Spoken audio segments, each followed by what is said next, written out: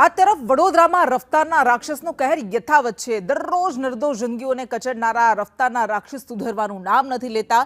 વડોદરામાં નશામાં ધૂત એક કાર ચાલકે કારને અડફેટે લઈ લીધી। અકસ્માત બાદ કાર ચાલકે ઉપરથી દાદાગીરી કરી હતી। રફતારના રાક્ષસે રાહદારીઓ સાથે મારામારી કરી હતી। હું સરકાર છું, બોલાવો હોય તેને બોલાવો તેવું આ નશેડી કહેતો હતો। ઘટના સ્થળે ઉભેલી યુવતી સાથે પણ તેણે અભદ્ર વર્તન કર્યું હતું। કાર પંજાબ પાસિંગની છે અને નંબર પ્લેટ પણ નથી। રાહદારીઓએ નશેડીને કપુરા પોલીસને સોંપ્યો છે। તો વારંવાર આવી ઘટનાઓ સામે આવી રહી છે।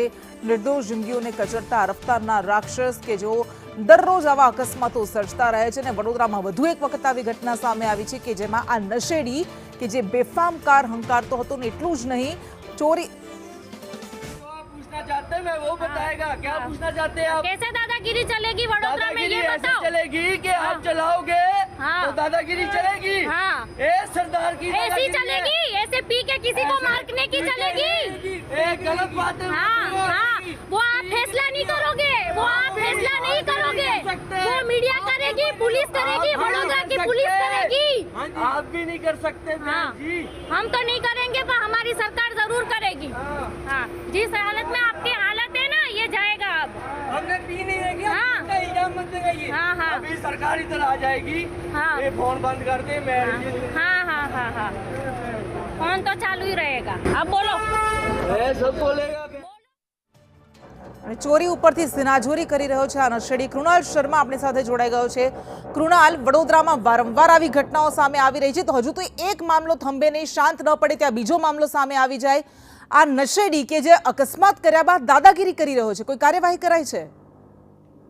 લક્ષિત હિટન કાંડ છે ને હજુ તો એ આરોપીઓની ધરપકડ અને જામીન અરજીઓ ચાલી રહી છે ને તેની વચ્ચે આ બોલેરો ચાલક જેની પંજાબ પાસિંગની આ ગાડી છે, નંબર પ્લેટ પણ ન હતી અને પોતાને સરદાર અને સરકાર પણ કહે છે ને નશેડી એટલી દાદાગીરી કરે છે કે અકસ્માત કર્યા બાદ જે ત્યાં જાગૃત યુવતી છે કે જે આ વિડીયો ઉતારી રહી છે તેની સાથે પણ તે અભદ્ર વર્તન કરે છે અને પોતે જ સરકાર હોવાનું ને કોઈ તેની સામે પગલાં નહીં ભરે તેવી તે ટેકી મારી રહ્યો છે। જોકે અન્ય યુવકો તેને સમજાવી પણ રહ્યા છે। સવાલ એ છે કે આ નશેડીઓ સામે જે રાત્રે પેટ્રોલિંગની વાત છે પોલીસની, તે આવા સમયે ક્યાં હોય છે અને હજુ પણ જો રાત્રે આકાશમાં થતા હોય તો પછી પોલીસની પેટ્રોલિંગ સામે પણ સવાલો ઉભા થયા છે। જોકે પોલીસે હાલ તેની ધરપકડ કરીને વધુ કાર્યવાહી હાથ ધરી છે। સદનસીબે કોઈ જાનહાનિ થઈ નથી, પરંતુ આ બોલેરો ચાલક એટલો નશામાં ધૂત હતો કે તેને કારને ટક્કર મારી અને કાર ચાલકો સાથે પણ તેને અભદ્ર ભાષામાં વર્તન કર્યું હતું। નશાના હાલતમાં ત્યાંના લોકો સાથે પણ બોલાચાલી કરતા ઝપાઝપીના પણ દ્રશ્યો સર્જાયા હતા। જી બિલકુલ કૃણાલ, આભાર આપનો તમામ વિગત માટે।